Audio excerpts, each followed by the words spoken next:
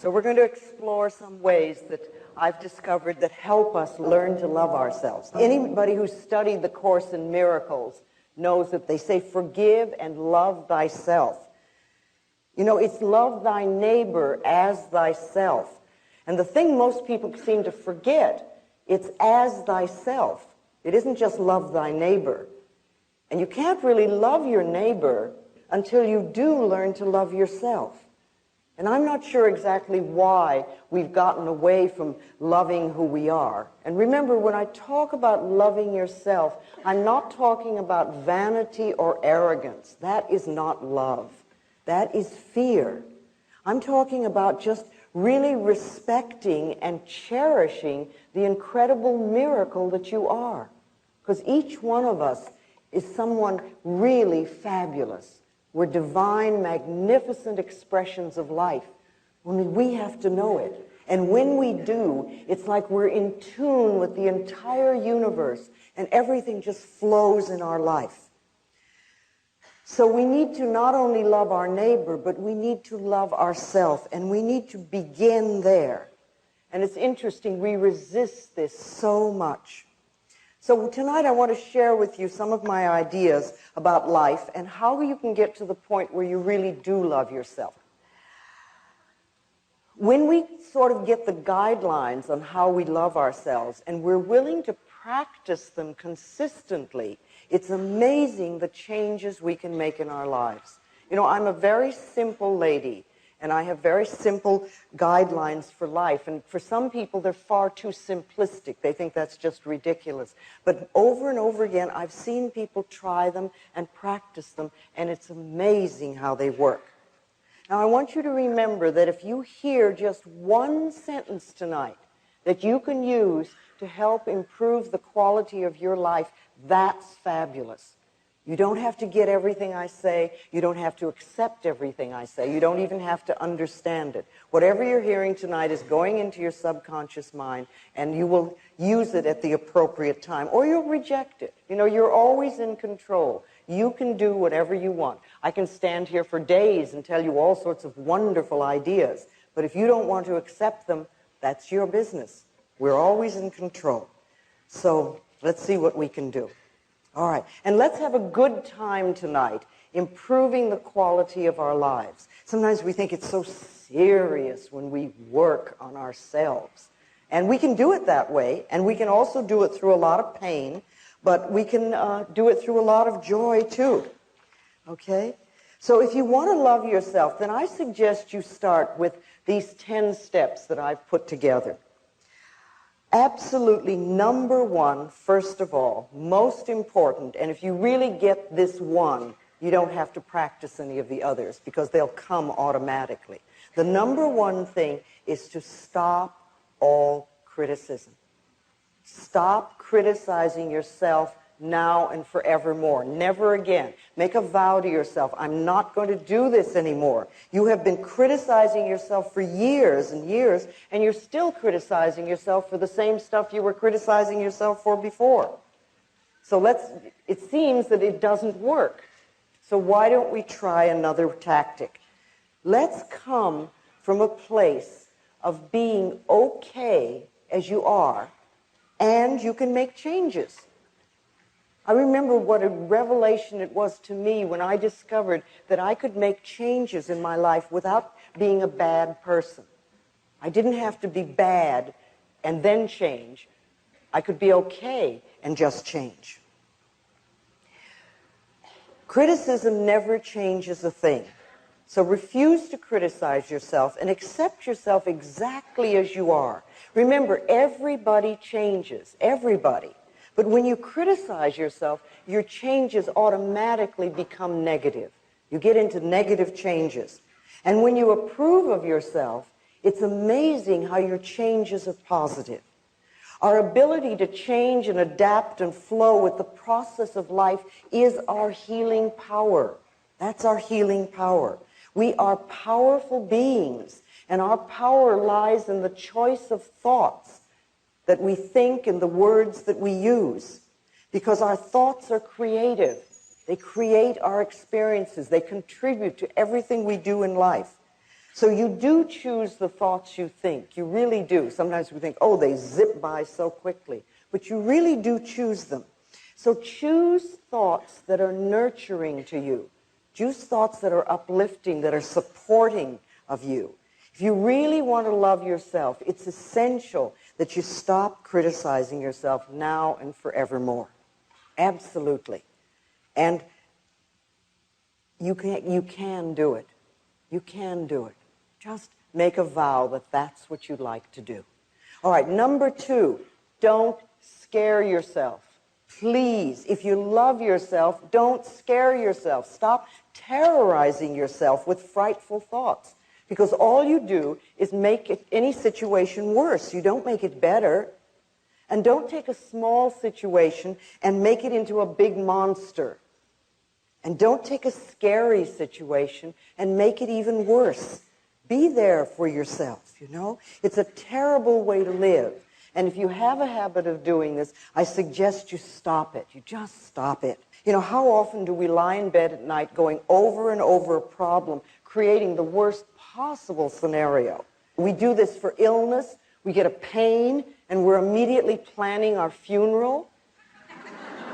A few people I think here have done that, yes. We do this for relationships. Someone doesn't call, and we immediately decide that we're totally unlovable and we'll never have a relationship in our life. And we're abandoned.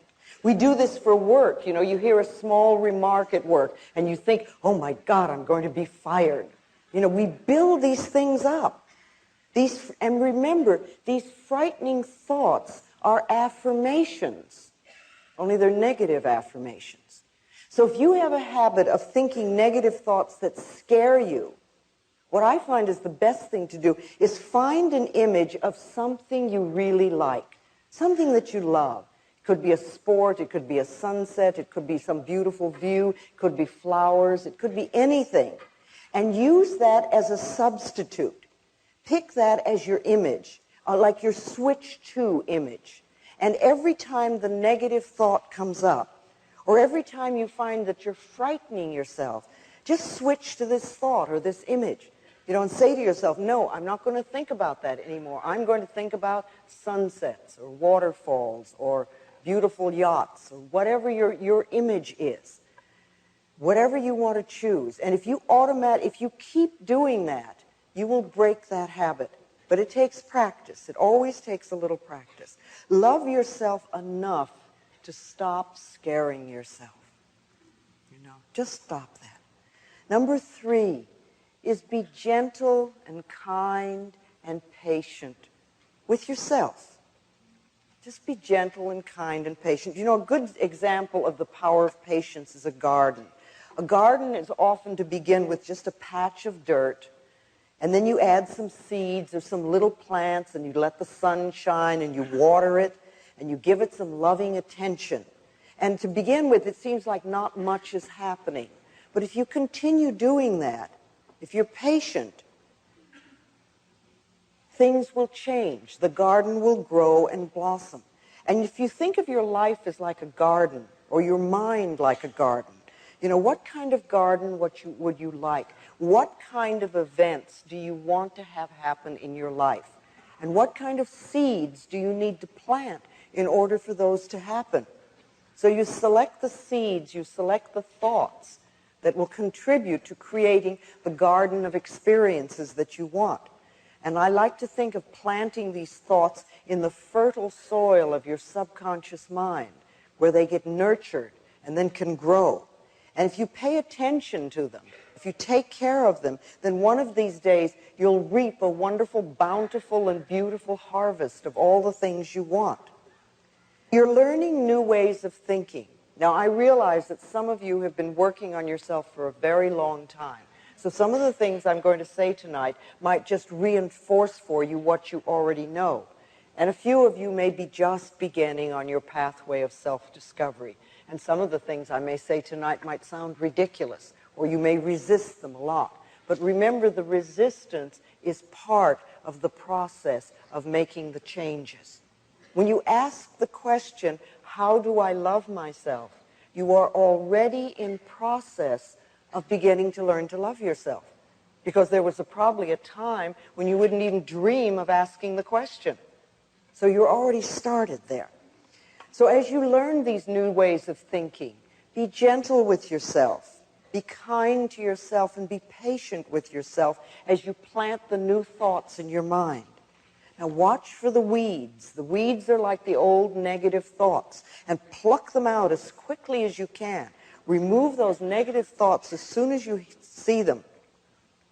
You want to treat yourself as you would somebody that you really, really liked, or as you would treat a gentle little child. You know, for yourself, that's important. And you know, it's okay to make mistakes while you're learning. You don't have to immediately be perfect. So many of us are cursed with perfectionism. And we won't give ourselves a chance to really learn anything new, because if we don't do it perfectly in the first 3 minutes, we again assume we're not good enough. But anything you're going to learn is going to take time. And when you first begin doing something new, it never feels right. You know, just for a moment, do this. I want you to clasp your hands. Now, there's no right or wrong way to do this, but just clasp your hands, and I'd like you to notice which thumb is on top. Okay? Unclasp your hands and reclasp them with the other thumb on top. How does that feel? It feels strange, it feels odd, it feels different, it may even feel wrong. Okay? All right, now unclasp and put them the first way, and open them and put them the second way, and the first way, and the second way, and the first way, and the second way, and hold it. Now how does it feel? Not so bad. Not so wrong. We're getting a little used to it. Maybe we could even learn to do it both ways. Well, you know, it's the same thing with anything you learn. The first time you try it, it feels wrong. It feels strange. It feels different. And we immediately have a tendency to judge it. But if we just practice a little bit, it can become normal and natural. So when you're beginning to do your affirmations or change your way of thinking, just know all you need is a little bit of practice. A little bit of practice, that's all. You're not going to do everything in one day. You're not going to love yourself totally in one day. But if you can love yourself just this much more every day than you did before, like a quarter of an inch, and every day you do a little bit more and a little bit more and a little bit more and a little bit more, do you realize in 2 or 3 months you could love yourself this much? And all you did was this much every day, just a tiny bit. It's amazing. It takes just a little bit more love every day. You know, you can get up in the morning and say, I really want to love you more today than I did yesterday. And if you make that statement, the universe will hear you and find out ways to do that. Okay, number 4, be kind to your mind. Be kind to your mind. You know, self-hatred is really only hating thoughts you have about yourself. That's all it is. And you don't want to hate yourself for having thoughts. You gently want to change those thoughts. Change your thinking. You know, you are worth loving. All of us are. We do not have to earn love. In spite of the way some of us were raised as children, really, you don't have to earn love. You see, you don't have to earn the right to breathe. You have the right to breathe freely and fully because you exist. And you have the right to be loved because you exist. That's all you have to do. We are lovable because we exist. And we have to know that and make it true for ourselves. Speaking of thoughts, I talk a lot about affirmations. And we must remember that every thought we think and every word we speak is an affirmation. And far too often, they are negative. And we're not aware that the words and the thoughts these words and thoughts are shaping our future and our experiences. But when we talk about doing affirmations, we're talking about creating positive statements to create something wonderful and new in your life or to eliminate something for your life. So doing affirmations is one of the best ways to be kind to your mind, because you create definite positive statements that build you up instead of beat you up. See, if you can think of your thoughts as building you up rather than beating you up. And so many of us, I know I certainly did, had a habit of beating myself up with my own thoughts. Thinking well of yourself is an act of kindness that pays enormous dividends, enormous dividends. You can also learn the difference between responsibility and blame. Don't get into this, oh, I'm having this negative experience, therefore I must be a bad person routine. That's a terrible thing to do. Responsibility is making a conscious choice of how you will respond to a situation or to an idea. What sort of thoughts will you choose? You have an experience. Okay, how can you learn from this experience? Or what can you learn from this experience? You know, Dr. Bernie Siegel says in his new book, Peace, Love, and Healing, that people who have so-called terminal illnesses and defy the statistical odds against them all share something. They have an acceptance of responsibility for decisions affecting their lives. They don't blame themselves, but they do accept responsibility. See, blame is making yourself wrong for having certain thoughts or for having certain experiences. But blame creates guilt. And guilt always seeks punishment, and punishment creates pain. So being kind to yourself means stopping all blame, all guilt, all punishment, and all pain.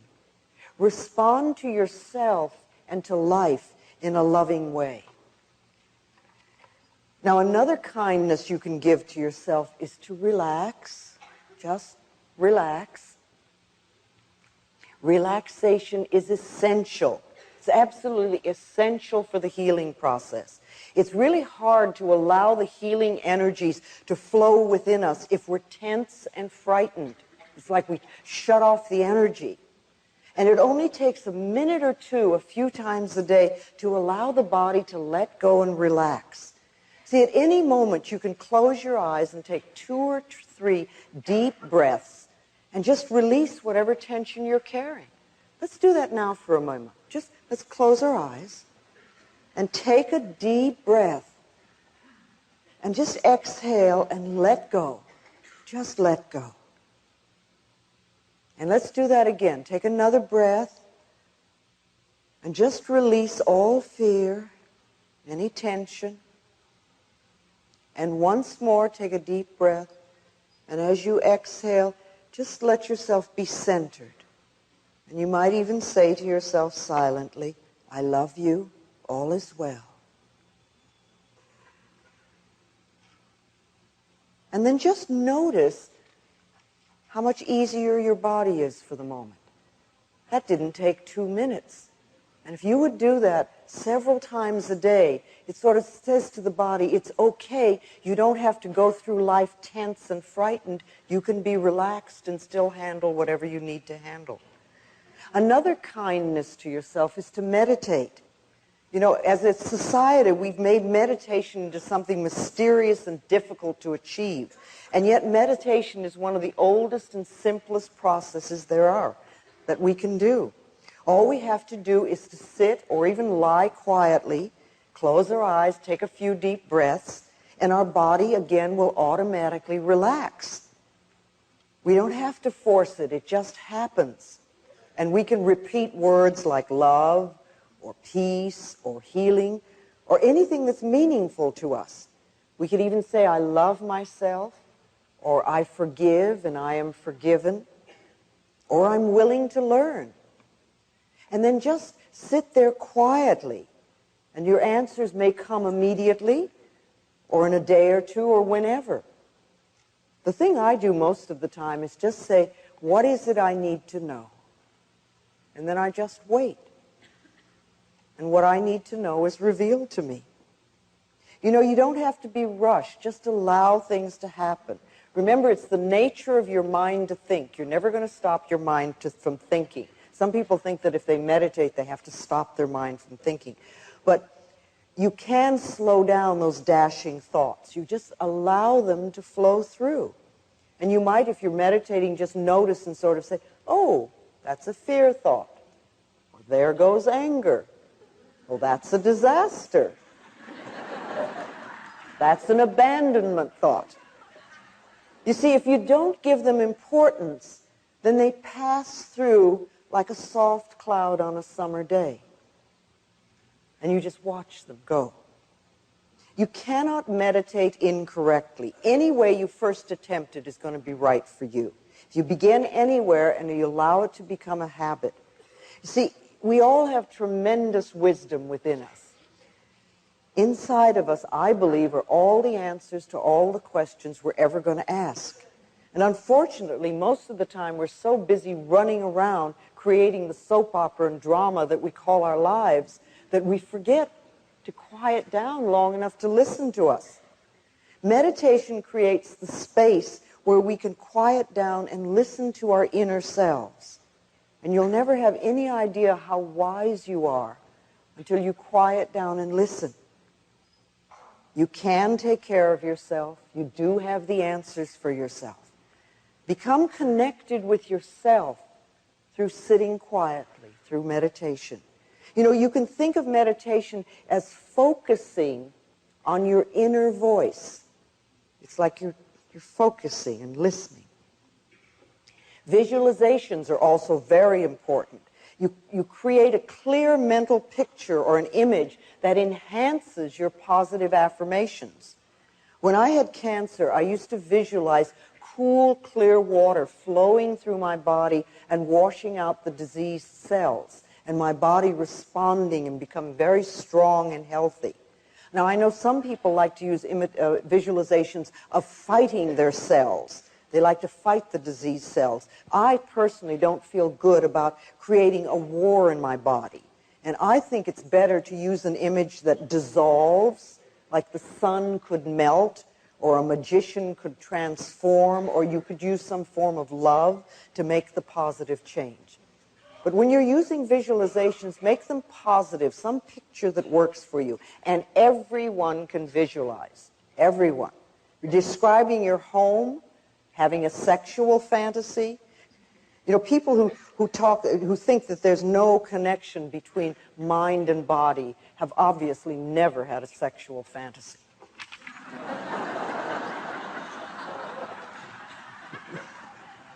Isn't it amazing what the mind can do?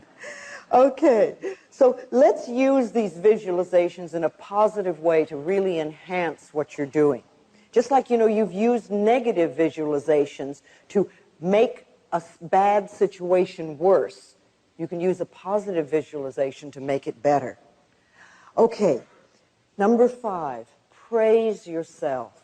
Please praise yourself. Criticism breaks down the inner spirit, and praise builds it up. So praise yourself as much as you can. Tell yourself how well you're doing with every little thing. Many of us refuse to put any effort into creating a good life for ourselves because we feel we don't deserve it. Our feeling of not being deserving could come from people telling us we didn't, but it could also come from something as simple as early toilet training or being refused an ice cream cone when we were young. Deserving has nothing to do with having good. It's our unwillingness to accept good in our lives. Allow yourself to accept good, whether you think you deserve it or not. And you know, when you think about deserving, there's a few questions I'd like to ask you about this to help you deserve the good that's in the universe. What is it you feel you deserve? What do you feel you deserve? Do you deserve love and joy and all good? Or do you feel deep down that you deserve nothing? Why? Where did that message come from? And are you willing to let it go? What are you willing to put in its place? What different message would you put there? Because remember, these negative messages, something that says you don't deserve or you're not worthy, that's only a thought, and a thought can be changed. What is it you want that you're not now having? Think about that and be clear and specific about what you want and what you deserve. What were the laws about deserving in your home? What did they tell you you don't deserve? Did they tell you you deserve a good smack? Is that the message you got as a child? Did your parents feel that they deserved good things? Do you always have to earn in order to deserve? And were things taken away as a child when you did something wrong? Now, do you really feel you deserve? Do you feel good enough, smart enough, tall enough, pretty enough, bright enough, whatever? What belief is in the way of your deserving? Do you believe you're not good enough? There's not enough money. I'll never amount to anything. I'm not ready yet. What are the beliefs that are in the way of you really deserving? And then the last question about deserving is, what do you have to live for? What do you have to live for? What is the purpose of your life? And what meaning have you created? You know, you're here for a reason. You didn't come just to get a new car every so many years. You really came for a purpose. And what is your purpose? What are you willing to do to experience the good you really deserve?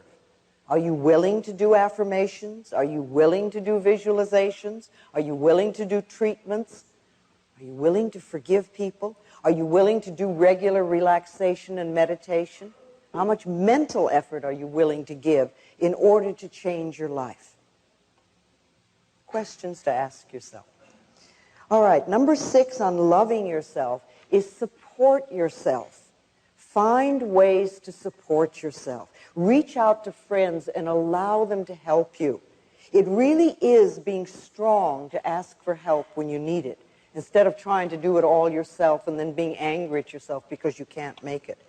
And there's so many ways. You know, friends can help you. There are support groups everywhere. We now seem to have 12-step programs for almost every problem there is. I'm sure you have them here. We certainly have them in Los Angeles. There are lists of all the things that they do. In some areas, you find healing circles, and lots of the churches have support groups. And if you can't find what you want, you could even start your own. Start your own support group. All you need is a teddy bear and some good, encouraging thoughts. How do you start a support group? You know, some people think that's so scary. They'd like to have them, but they don't know what to do about it. Well, you know, you can just gather 2 or 3 friends that have the same issues that you have and follow a few guidelines. If you do it with love in your heart, your little group will grow. It's amazing. People will be attracted like a magnet. And don't worry, if you have a little group and it starts to grow, don't worry about where you're going to meet, because the universe will always find a space. Okay. Number 7 on loving yourself. Be loving to your negatives. Be loving to your negatives. You created every single negative pattern, every negative habit, everything you have in your life to fulfill a need. And they worked. See, everybody's made negative choices in the past. We all have. However, nobody is stuck with them. The good news is that you always have choice. You can choose again. And you can always choose to let go of the old pattern, and you can choose a different and more supportive and nourishing thought.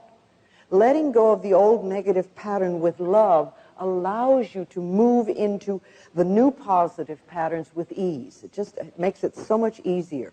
But punishing yourself, you know, with thoughts like, I hate my job, I hate this illness, or I hate this relationship, or whatever, keeps you tied to what you hate, and it doesn't allow anything new and different to come into your life. See, if you run around saying, I hate my job, then the universe gets this message, oh, hates job. So if you get a new job, I guarantee you, You'll hate your job very shortly because that's the message that you've put out. You want to release with love. Release whatever's in your life that you're not happy with now with love, and allow then the new stuff to come in. It really does. When you love yourself and you find yourself in the midst of a negative situation, you can say something to yourself like, I'm willing to release the pattern in my consciousness that contributed to this condition. And then you can say a positive affirmation, like I really deserve only good in my life.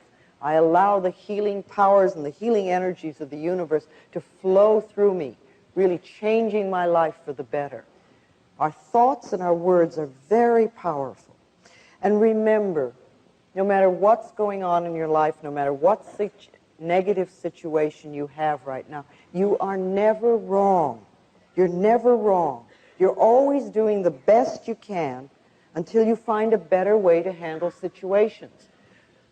I love what Dr. John Harrison says in his book, Love Your Disease. He says, it's essential that the patient is congratulated on having worked out a way to get their needs met in as safe a way as possible for them. The patient is never condemned for having multiple operations or illnesses. In fact, quite the opposite. They are congratulated. We have to understand that whatever we have in our life, we have contributed to it because it's our way of handling situations. And to be angry at ourselves because such and such is going on doesn't make any changes. It doesn't make positive changes. What we have to do is fulfill those needs in a much more positive way. And that's what we want to concentrate on. Okay, humor is another powerful releasing tool when it comes to holding on to negatives too long. Sometimes we work so hard on ourselves that we forget to lighten up. Laughter's healing. Norman Cousins, healed himself of illness by watching the Three Stooges films and laughing himself into wellness. He wrote a whole book on it. Okay, number 8 on how to love yourself. Take care of your body. It's the house you live in. When you're born, you move into this house, and when you leave the planet, you move out of it. So love the house that you live in and take care of it. You can find exercise that you enjoy, something that's fun to do. And then watch what you put into your body. Drug abuse is so prevalent on the planet, and it's become one of the most popular methods of escape. If you're into drugs, it doesn't mean that you're a bad person. It just means that you haven't found a more positive way of fulfilling your needs. Drugs beckon to us. They say, come and play with me and I will give you a good time. And it's true. For a little bit, they do. You feel wonderful. But what happens is that they alter our reality. And what isn't evident at first is the terrible price that we have to pay. After taking them for a while, the whole health deteriorates rapidly and you feel terrible all the time. And in addition, you have a negative addiction. And then, people do all sorts of things with that. Drugs lower our immune systems to very dangerous levels. And on one level, you think, well, why would we even consider taking them? Peer pressure may get us to try drugs once. But continued use is another story. I've yet to meet anyone who really loves themselves who's hooked on drugs. We take drugs to escape ourselves and our feelings. And it all begins, again, with not loving ourselves and not appreciating who we are. We take those childhood feelings of not being good enough, and then we try to wipe them out. And this method never works for the drugs or the alcohol or whatever we're using. That wears off, and then we feel worse than we ever did. And then we usually have a load of guilt, too. So we want to know that it's safe for us to feel our feelings. That's okay. Part of loving ourselves is feeling our feelings and acknowledging them. They pass through. They don't stay. Food. We use food. Food really is a fuel for our bodies to help create new cells and to give us good energy. And even though some of us may know the basics of good nutrition, we still often use diet and food to punish ourselves. It's another way. We stuff ourselves or stuff our feelings We create obesity. We create health crises in our lives. We've become a nation of junk food addicts, unfortunately. It's like we've allowed the big food processors and their advertising to influence our eating habits. And doctors, of course, are not even taught about nutrition. If a doctor wants to learn about nutrition, it's almost like an extracurriculum subject they have to take. So they're not going to know a lot about nutrition. Most medicine of the moment is concentrated on surgery and drugs. So if we really want to learn about nutrition, it's something we have to take in our own hands. It's an act of loving ourselves to begin to be aware of what we put in our mouth and how we feel. You know, if you eat lunch and an hour later you start going to sleep, you might ask yourself, what did I eat? Maybe there's something that isn't good for my body at this point in time and space. So start noticing what gives you good energy and what doesn't, what tears you down. So we can either do that by trial and error ourselves, or you can find a good nutritionist to go to who knows some of these answers and can really help. And then there are lots of other good alternative therapies that we can explore to see if they're right for us. Because remember, every body is different from every other body. I mean, you can look around and see that. So no one thing is going to be good for everybody. But, you know, acupuncture is a favorite of mine. There's herbology, there's homeopathy, there's the Bach flower remedies, there's all sorts of body work and massage, there's aromatherapy, there's sound therapy. That's an area that I'm now beginning to explore, how sound waves can accelerate learning and healing. You know, we're in a time right now where the new technologies that we're learning are beginning to combine with ancient healing methods. And I see the possibilities as absolutely enormously, just endless, endless. I think between now and the end of the century, we're going to learn so much. So taking good care of our bodies is an act of loving ourselves. And then there is mirror work, one that I love so much. I have seen so many people change their lives by merely looking in the mirror and saying, I love you. I really, really love you. You know, at first it may seem untrue or even weird, and it can bring up sadness or anger or fear. But if we continue to do this simple affirmation every time we're in front of a mirror, our inner energy begins to shift. Letting go of destructive thoughts and behaviors and accepting ourselves as naturally lovable becomes so much easier. There are several ways you can practice mirror work. I like first thing in the morning, just looking in the mirror and saying, I love you. What can I do for you today to make you happy? How can I make you happy today? Do you ever ask yourself that? Especially first thing in the morning? And then listen to what you hear. And start following through. You may not get any messages to begin with because you may be so used to beating yourself up that you don't know how to respond to a kind, loving thought. But listen and follow through and begin to learn to trust yourself. If something unpleasant happens, immediately run to the mirror and say, I love you anyway. Because you want to realize that events come and go, but the love that you have for yourself is constant, and it's the most important thing in your life. Not the experience of the moment, but the fact that you love yourself. If something wonderful happens, run to the mirror and say, thank you, thank you, thank you. Acknowledge yourself for having created that wonderful thing. You can do forgiveness work in the mirror. Look into your own eyes and say, I forgive you. I forgive you for holding on to old patterns for too long. I forgive you for not loving yourself. I forgive you for whatever. You know, we're so hard on ourselves. We're so judgmental and so critical. We beat ourselves up for every little mistake, no matter how small.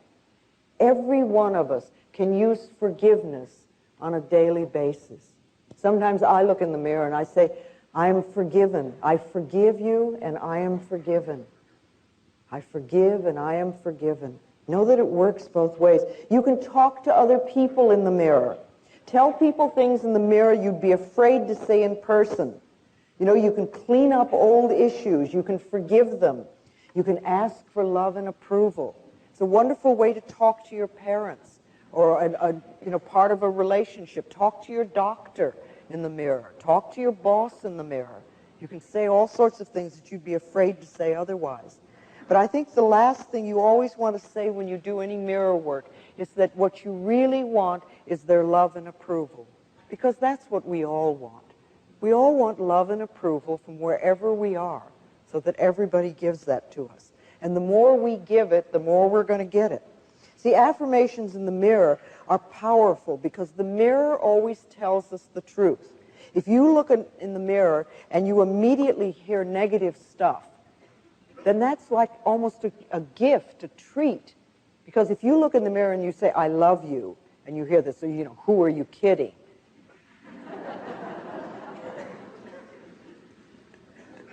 Can't be true. Then all you know is that is just an old negative thought that's passing through. And what I like to say lots of times is, thank you for sharing, thank you for sharing.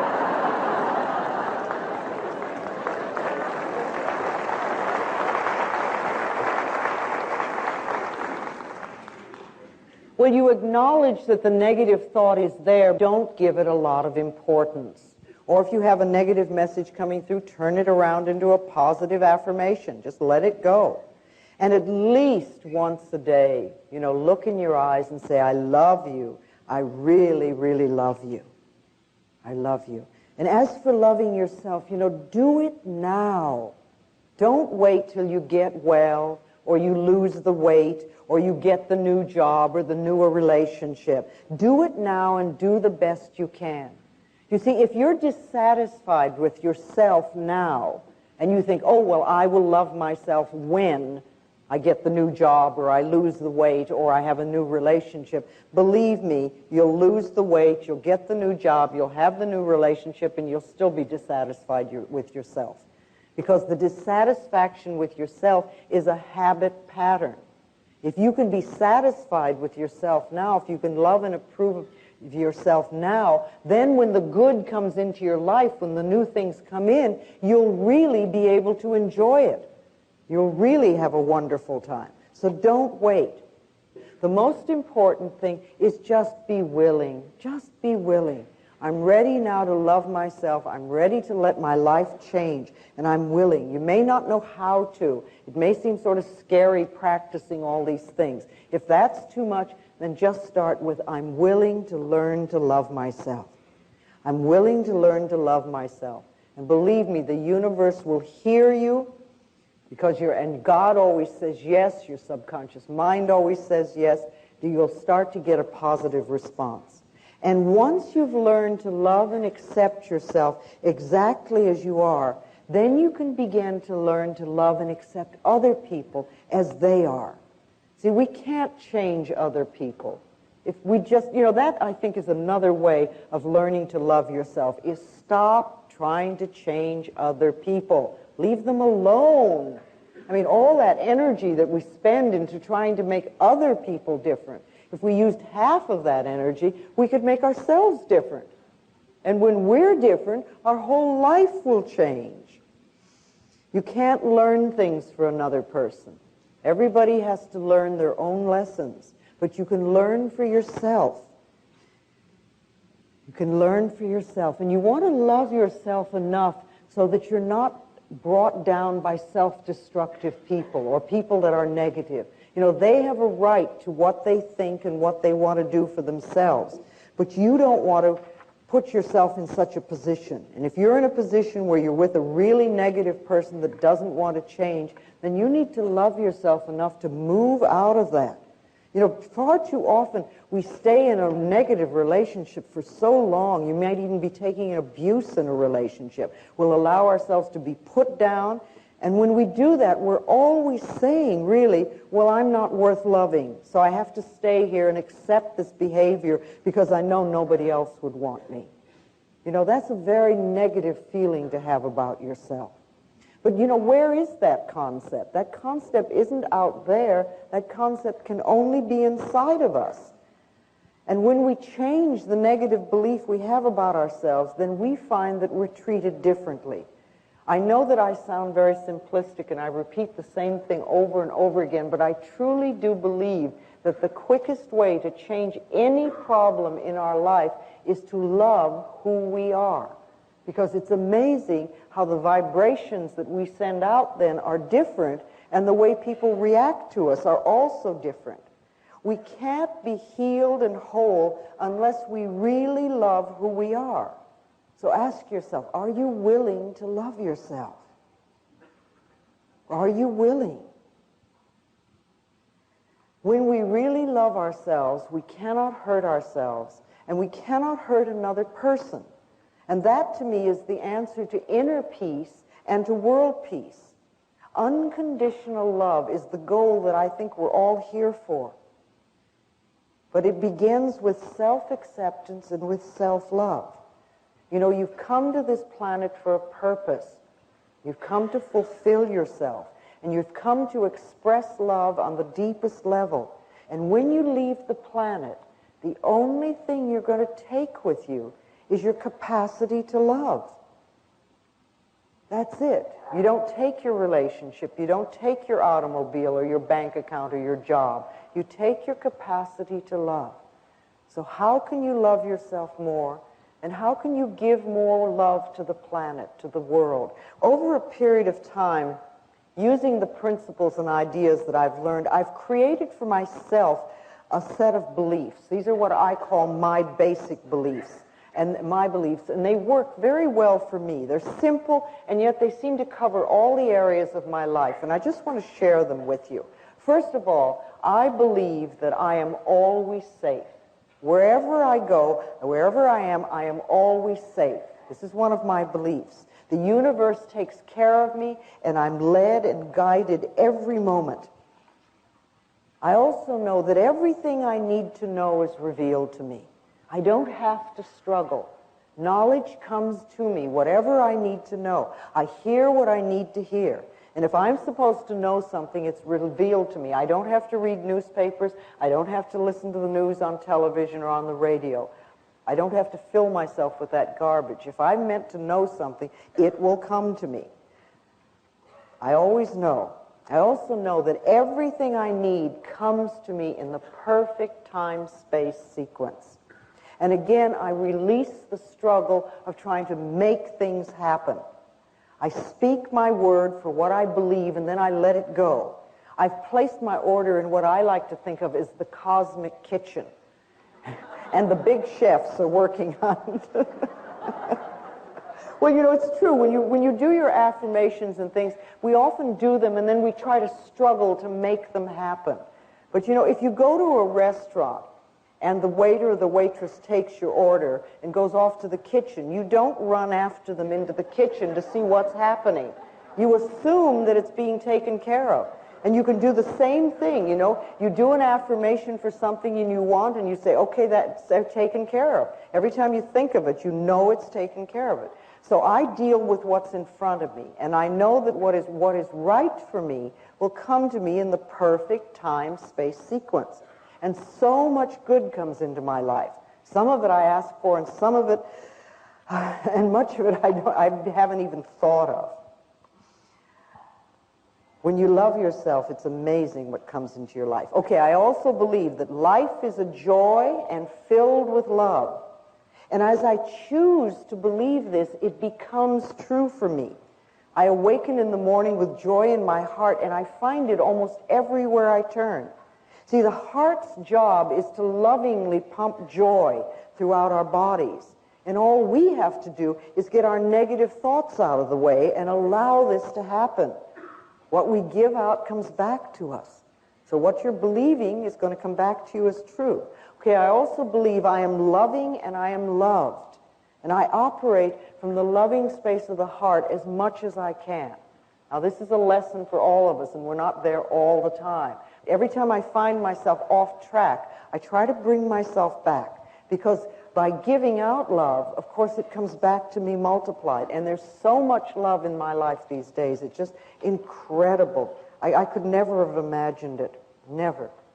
Okay, I also know that I prosper wherever I turn. See, I've never gone for the money. I've always asked myself, how can I help? And I know that the quickest way to increase our income is the mental work that we do. The beliefs we choose to accept either attract or repel money and other forms of prosperity. My income is constantly increasing is another affirmation I've chosen to accept and believe. My income is constantly increasing, because that means wherever you start, it can always grow. So I prosper wherever I turn, and my income is constantly increasing. I also know and believe that I am willing to grow and to change. See, I don't believe that I know everything. I don't think I'm on some plateau and I know it all. I know that there's so much more to learn. I'm well aware of that. And I'm open and receptive to new ideas and to new knowledge and to new insight. And I allow them to come in. And when I find something new, I'm willing to shift what's inside of me. And I do that periodically. I'm so different than I was 20 years ago. My goodness. I'm willing to look at myself. See, I know that I can become more of who I am. I don't believe that we become better people, because that always implies that you're not good enough. But I think we can become more of who we are. See, growing and changing is wonderful. I'm willing to let go of whatever doesn't work for me anymore. And I know that growing and changing are just aspects of life. And the other thing I know for myself is that all is well in my world. See, if I know that all is well in my world, then it doesn't much matter which direction my life turns in, because it'll always be good. So I trust life to take me where I'm supposed to go, and that everything will always be for my highest good. And these beliefs work for me. Now, what kind of beliefs would you like to live by? See, create a set of beliefs that you would like to live by, and then start affirming them and know that they're true for you. They'll help you carry you where you want to go. That is part of loving yourself, creating a set of guidelines that work for you. So you want to love yourself, you want to love other people, you want to release your negative patterns and negative thoughts. Practice unconditional love as much as you possibly can, because it'll change your own life enormously. Do everything you can to be happy and to bring joy into your life. All right. What I want to do now is bring Jerry Florence out, and we're going to do a meditation. Dr. Jeffrey Thompson of Solana Beach, California, is a pioneer in the use of sound frequency for healing. And he recorded my voice and has electronically processed it. And Jerry Florence is going to play that sound as part of tonight's meditation. So you're going to hear my voice in a very different way. And if you'd like to close your eyes